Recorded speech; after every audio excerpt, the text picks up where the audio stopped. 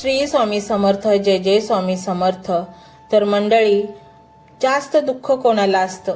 जो व्यक्ती प्रामाणिक असतो, जो व्यक्ती आतून पूर्णपणे खरा असतो. कारण ही दुनिया तर सगळी खोट्याची दुनिया आहे आणि त्यामध्ये प्रामाणिक व्यक्तीला हा प्रचंड त्रास होतो असतो.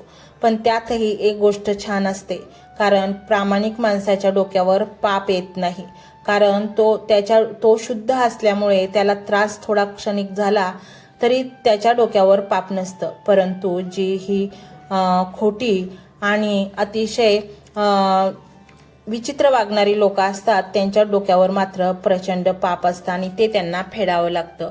आणि म्हणूनच मंडळी, जर तुमचा आत्मा शुद्ध करायचा असेल, तुमच्या आत्म्याला या पापी दुनियामध्ये जगण्यासाठी बळ द्यायचं असेल, तर श्री स्वामी समर्थांच्या चरणी लीन व्हा.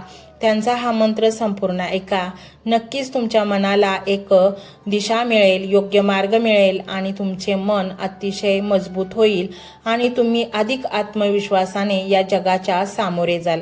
आणि म्हणूनच हा मंत्र तुम्ही पूर्ण ऐका. श्री स्वामी समर्थ. देवतांमध्ये जर कोणाला सर्वात दयाळू मानले जाते तर ते भगवान शिवशंकर आहेत.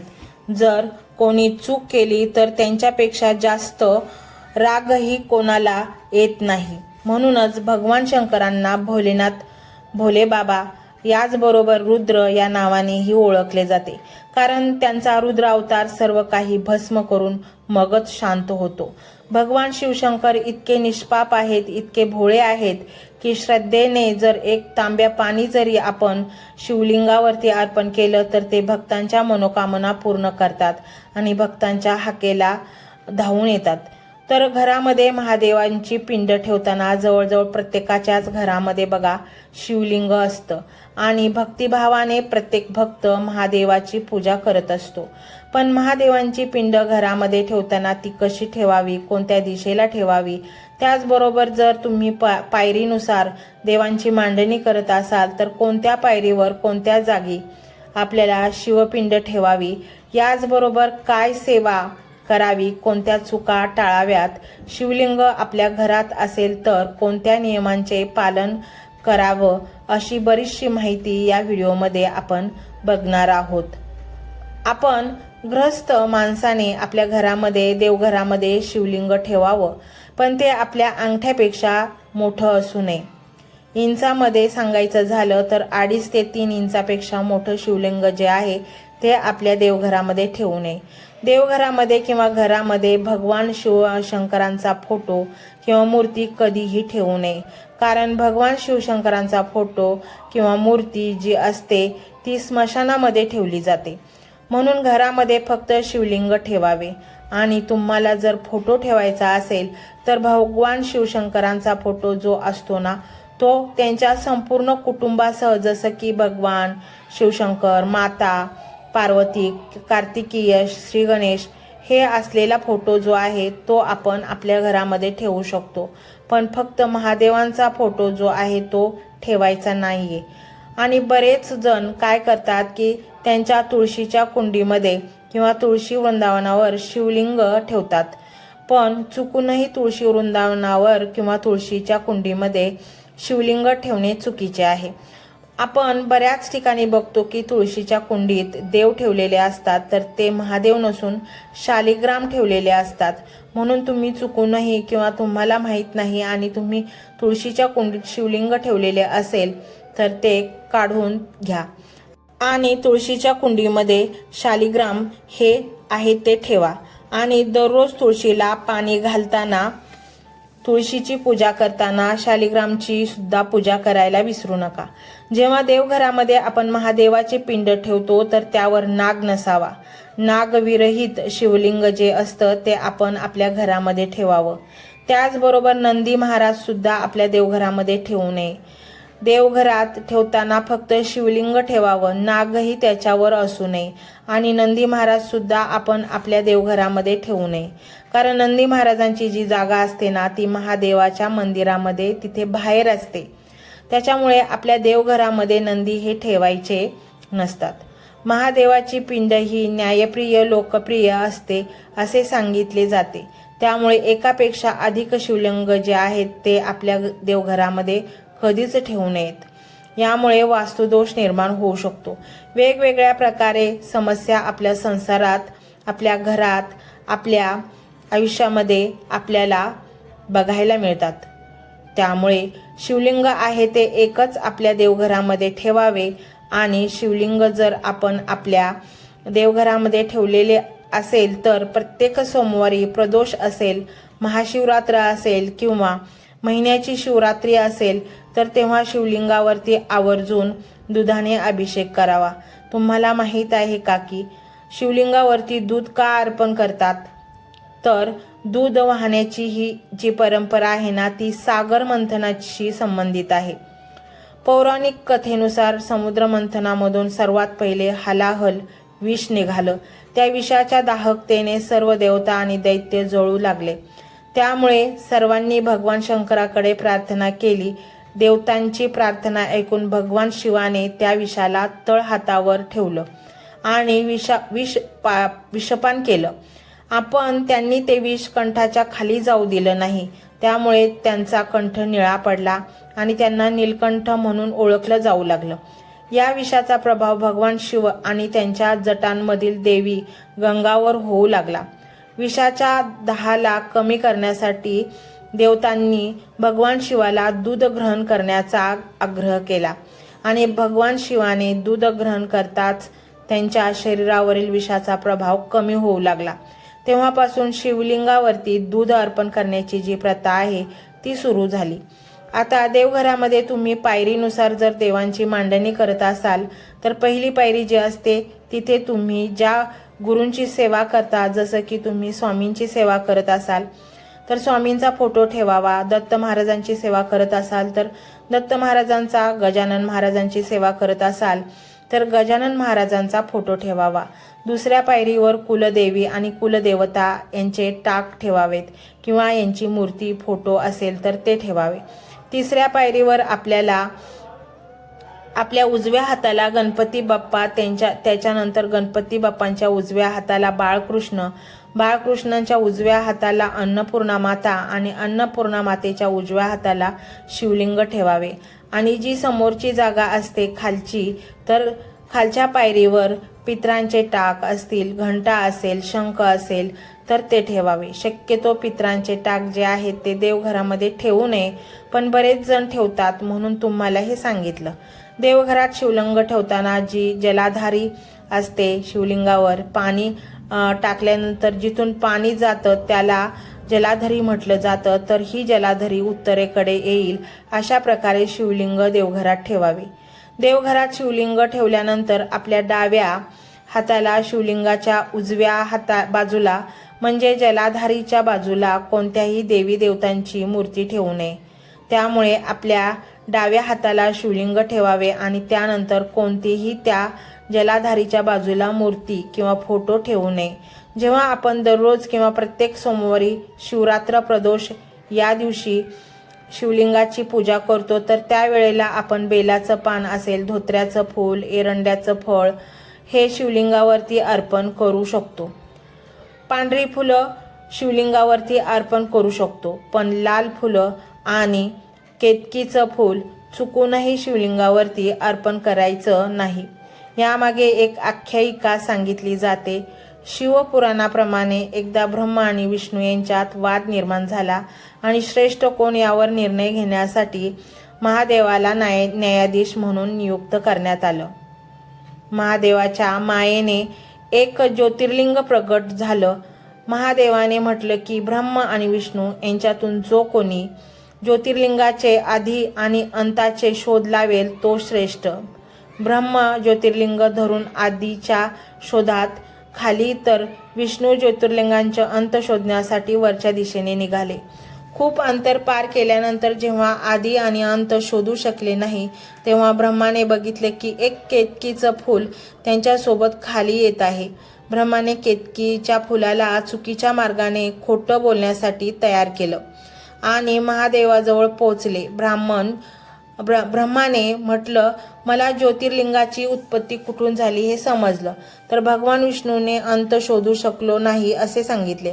ब्रह्माने आपल्या गोष्टीचा पुरावा म्हणून केतकीच्या फुलाला साक्ष द्यायला सांगितले, परंतु महादेवाने ब्रह्माची खोटी वागणूक बघून त्यांचा शिरच्छेद केला. म्हणूनच पंचमुख असलेल्या ब्रह्माचे 4 मुख राहिले. केतकीच्या फुलाने खोटी साक्ष दिली म्हणून महादेवाने ते फूल आपल्या पूजेतून वर्जित केले आणि तेव्हापासूनच शिवलिंगावरती केतकीचं फूल जे आहे ते अर्पण केलं जात नाही. म्हणून ही गोष्ट कायम लक्षात ठेवा. याचबरोबर महादेवाची पूजा करताना अखंड आणि पांढऱ्या अक्षदाच शिवलिंगावरती अर्पण कराव्यात. रंगवलेल्या आणि खंडित तुटलेल्या फुटलेल्या अक्षदा शिवलिंगावरती अर्पण करू नये. त्याचबरोबर कापसाची माळ, ज्याला वस्त्रमाळ म्हटलं जातं, ती सुद्धा न रंगवलेली पांढरी वस्त्रमाळच शिवलिंगावरती अर्पण करावी. शिवलिंगाला कधी हळद किंवा कुंकू अर्पण करू नये. शिवलिंगावरती भस्म, ज्याला विभूती बऱ्याच ठिकाणी म्हटलं जातं, ते शिवलिंगावरती अर्पण करावं किंवा महादेवांना चंदन अर्पण करावं.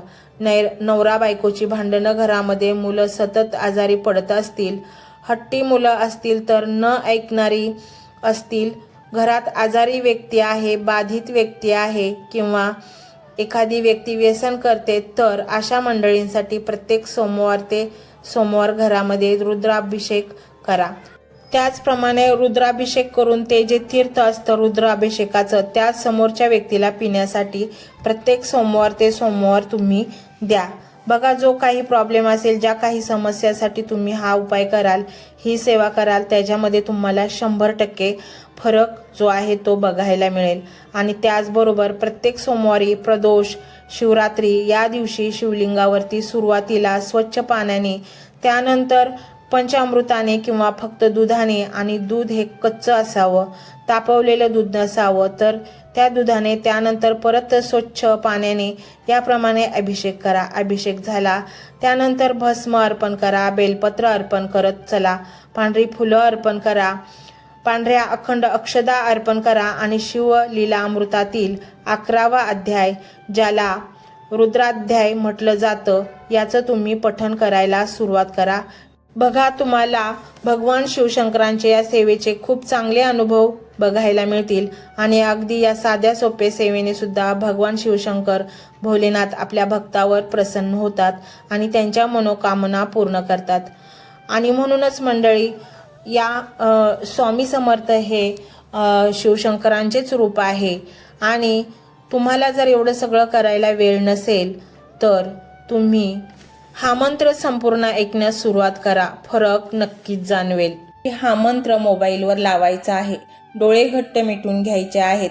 डोळ्यांसमोर स्वामींची मूर्ती आणायची आहे आणि स्वामींना प्रार्थना करायची आहे. हे स्वामी महाराजा, माझे हे संकट दूर कर, माझी ही इच्छा पूर्ण कर, माझे कुटुंब सुखासमाधानाने राहू देत. मंडळी, स्वामी हे भक्तवत्सल आहेत. ते भक्तांवर खूप प्रेम करतात. त्यांनी आपल्या भक्तांना बाळ मानलेले आहे आणि आई बाळाची इच्छा तर पूर्ण करणारच. त्यामुळे स्वामी तुम्हाला नक्कीच मदत करतील. मंडळी, एवढं सगळं करायला अर्धा मिनिट खूप झाला आणि एवढा वेळ तर तुमच्याकडे असेलच. बाकीचा सर्व व्हिडिओ तुम्ही मोबाईलवर सोडून द्या.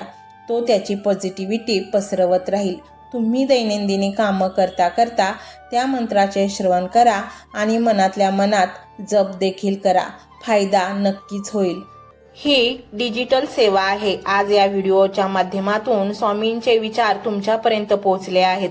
जर तुम्हाला मनापासून वाटत असेल की या विचारांनी तुमच्या मनाला उभारी दिली आहे, तुम्हाला जगण्याचे बळ दिले आहे, तर तुम्ही सुद्धा या ज्ञान यज्ञात आपली समिधा अर्पण करू शकता.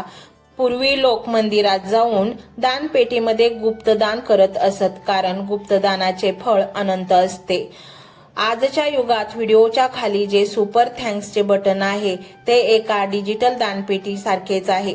जर तुमची इच्छा असेल आणि तुमची परिस्थिती असेल तर यथाशक्ती, मग ती रक्कम कितीही छोटी असो वा मोठी, तुम्ही या सुपर थँक्सच्या माध्यमातून स्वामींच्या कार्यासाठी अर्पण करू शकता. हे पैसे कोणाच्या वैयक्तिक फायद्यासाठी नाही, तर हे विचार, ही सकारात्मक ऊर्जा अशाच लाखो दुःखी लोकांपर्यंत पोहोचवण्यासाठी वापरली जातील. लक्षात ठेवा, सक्ती नाही तर भक्ती महत्वाची आहे. ज्याला वाटतं की स्वामींनी मला मार्ग दाखवला म्हणून कृतज्ञता म्हणून मी हे फुल ना फुलाची पाकळी अर्पण करतो, त्यांनीच या बटनावर क्लिक करून आपले योगदान द्यावे. तुमची ही छोटीशी मदत कोणाचे तरी आयुष्य बदलणाऱ्या व्हिडिओच्या निर्मितीसाठी मोलाचे ठरेल. तसेच या व्हिडिओला लाईक करणे म्हणजे केवळ एक बटन दाबणे नव्हे, तर या सकारात्मक ऊर्जेला दुजोरा देणे आहे. जेव्हा तुम्ही लाईक करता तेव्हा तुमची विश्वाला सांगता की हो, माझा स्वामींवर विश्वास आहे. आणि शेअर करणे म्हणजे काय, तर पुण्य वाढणे. जर तुम्हाला वाटत असेल की तुमच्या एखाद्या मित्राला, नातेवाईकाला किंवा ओळखीच्या व्यक्तीला सध्या आधाराची गरज आहे, तर त्यांना हा व्हिडिओ नक्की पाठवा. कदाचित तुमचे एक शेअर करण्याचे कर्म त्यांना आत्महत्येसारख्या विचारांपासून परावृत्त करू शकेल किंवा त्यांना नैराश्यातून बाहेर काढेल. पुण्य फक्त अन्नदानानेच नाही तर विचारदानाने सुद्धा मिळते. म्हणून संकोच न करता हा व्हिडिओ तुमच्या जवळच्या लोकांपर्यंत पोहोचवावा. आणि हो, स्वामींच्या या दरबारात रोज हजेरी लावण्यासाठी चॅनलला सबस्क्राईब करा व बेल आयकॉनचे बटन देखील प्रेस करा. जेव्हा स्वामींचा संदेश येईल तेव्हा सर्वात आधी तो तुमच्यापर्यंत पोहोचेल. ही घंटा म्हणजे मंदिराची घंटा आहे, जी वाजवल्याने मनाला जाग येते. आणि सर्वात महत्त्वाचे म्हणजे तुमचा संवाद. खाली कमेंट बॉक्समध्ये तुमचा अनुभव नक्की मांडा. तुमच्या मनात काय चाललं आहे, तुम्हाला स्वामींची प्रचिती कधी आली आहे, कशी आली आहे ते लिहा. जेव्हा तुम्ही श्री स्वामी समर्थ किंवा भिवू नकोस मी तुझ्या पाठीशी आहे असं लिहून कमेंट करता, तेव्हा ते केवळ शब्द नसतात तर ती लिखित जप असतो. तुमच्या त्या कमेंटकडे पाहून दुसऱ्या एखाद्या भक्ताला प्रेरणा मिळू शकते. तुमची एक कमेंट हजारो लोकांचा विश्वास वाढवू शकते. त्यामुळे लाजू नका, मोकळ्या मनाने व्यक्त व्हा. इथे कोणी कोणाला जज करत नाही. आपण सर्वजण त्या एकाच माऊलीचे लेकरे आहोत. तुमचा हा प्रतिसादच या कार्याला पुढे नेण्याची प्रेरणा देतो. तर पाहूया तो शक्तिशाली रहस्यमय मंत्र काय आहे. तो मंत्र असा आहे.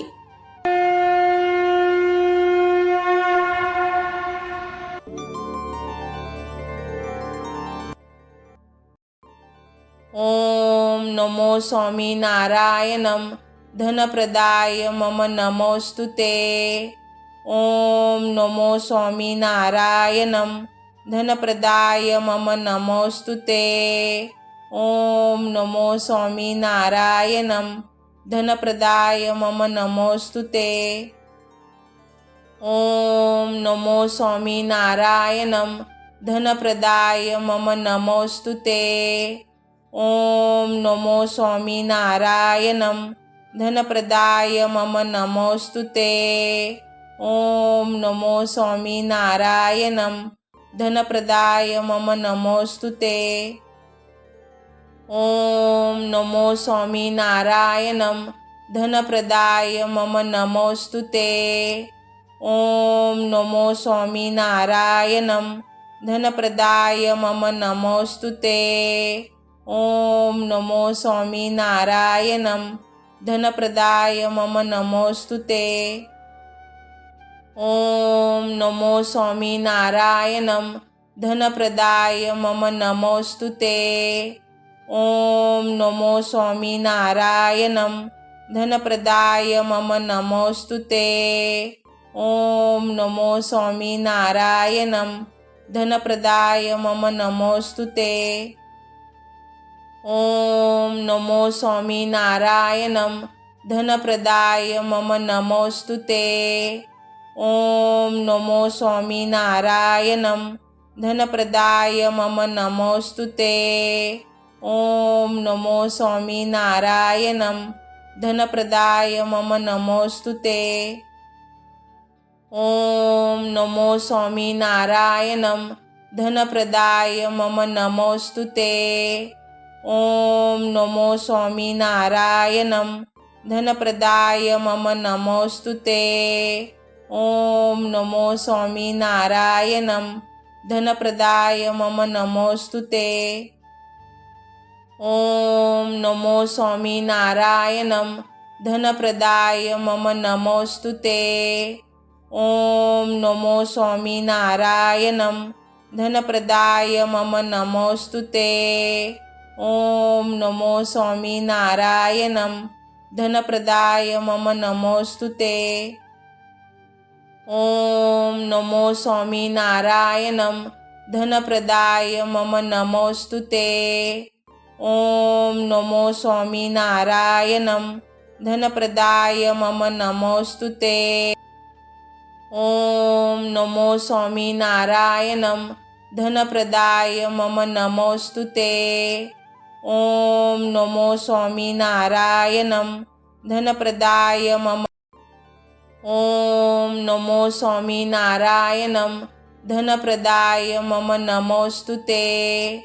ओम नमो स्वामी नारायणम धनप्रदाय मम नमोस्तुते। ओम नमो स्वामी नारायणम धनप्रदाय मम। ओम नमो स्वामी नारायणम धनप्रदाय मम नमोस्तुते। ओम नमो स्वामी नारायणम धनप्रदाय मम नमोस्तुते। ओम नमो स्वामी नारायणम धनप्रदाय मम। ओम नमो स्वामी नारायणम धनप्रदाय मम नमोस्तुते। ओम नमो स्वामी नारायणम धनप्रदाय मम नमोस्तुते। ओम नमो स्वामी नारायणम धनप्रदाय मम। ओम नमो स्वामी नारायणम धनप्रदाय मम नमोस्तुते। ओम नमो स्वामी नारायणम धनप्रदाय मम नमोस्तुते। ओम नमो स्वामी नारायणम धनप्रदाय मम। ओम नमो स्वामी नारायणम धनप्रदाय मम नमोस्तुते। ओम नमो स्वामी नारायणम धनप्रदाय मम नमोस्तुते। ओम नमो स्वामी नारायणम धनप्रदाय मम। ओम नमो स्वामी नारायणम धनप्रदाय मम नमोस्तुते। ओम नमो स्वामी नारायणम धनप्रदाय मम नमोस्तुते। ओम नमो स्वामी नारायणम धनप्रदाय मम। ओम नमो स्वामी नारायणम धनप्रदाय मम नमोस्तुते। ओम नमो स्वामी नारायणम धनप्रदाय मम नमोस्तुते। ओम नमो स्वामी नारायणम धनप्रदाय मम। ओम नमो स्वामी नारायणम धनप्रदाय मम नमोस्तुते। ओम नमो स्वामी नारायणम धनप्रदाय मम नमोस्तुते। ओम नमो। ओम नमो स्वामी नारायणम धनप्रदाय मम नमोस्तुते। ओम नमो स्वामी नारायणम धनप्रदाय मम नमोस्तुते। ओम नमो स्वामी नारायणम धनप्रदाय मम। ओम नमो स्वामी नारायणम धनप्रदाय मम नमोस्तुते। ओम नमो स्वामी नारायणम धनप्रदाय मम नमोस्तुते। ओम नमो स्वामी नारायणम धनप्रदाय मम। ओम नमो स्वामी नारायणम धनप्रदाय मम नमोस्तुते। ओम नमो स्वामी नारायणम धनप्रदाय मम नमोस्तुते। ओम नमो स्वामी नारायणम धनप्रदाय मम नमोस्तुते। ओम नमो स्वामी नारायणम धनप्रदाय मम नमोस्तुते। ओम नमो स्वामी नारायणम धनप्रदाय मम नमोस्तुते। ओम नमो स्वामी नारायणम धनप्रदाय मम नमोस्तुते। ओम नमो स्वामी नारायणम धनप्रदाय मम नमोस्तुते। ओम नमो स्वामी नारायणम धनप्रदाय मम नमोस्तुते। ओम नमो स्वामी नारायणम धनप्रदाय मम नमोस्तुते। ओम नमो स्वामी नारायणम धनप्रदाय मम नमोस्तुते। ओम नमो स्वामी नारायणम धनप्रदाय मम नमोस्तुते। ओम नमो स्वामी नारायणम धनप्रदाय मम नमोस्तुते। ओम नमो स्वामी नारायणम धनप्रदाय मम नमोस्तुते। ओम नमो स्वामी नारायणम धनप्रदाय मम नमोस्तुते। ओम नमो स्वामी नारायणम धनप्रदाय मम नमोस्तुते। ओम नमो स्वामी नारायणम धनप्रदाय मम नमोस्तुते। ओम नमो स्वामी नारायणम धनप्रदाय मम नमोस्तुते। ओम नमो स्वामी नारायणम धनप्रदाय मम नमोस्तुते। ओम नमो स्वामी नारायणम धनप्रदाय मम नमोस्तुते। ओम नमो स्वामी नारायणम धनप्रदाय मम नमोस्तुते। ओम नमो स्वामी नारायणम धनप्रदाय मम नमोस्तुते। ओम नमो स्वामी नारायणम धनप्रदाय मम नमोस्तुते। ओम नमो स्वामी नारायणम धनप्रदाय मम नमोस्तुते। ओम नमो स्वामी नारायणम धनप्रदाय मम नमोस्तुते। ओम नमो स्वामी नारायणम धनप्रदाय मम नमोस्तुते। ओम नमो स्वामी नारायणम धनप्रदाय मम नमोस्तुते। ओम नमो स्वामी नारायणम धनप्रदाय मम नमोस्तुते।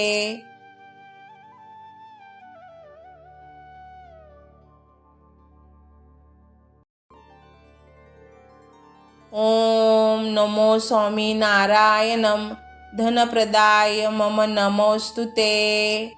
ओम नमो स्वामी नारायणम धनप्रदाय मम नमोस्तुते।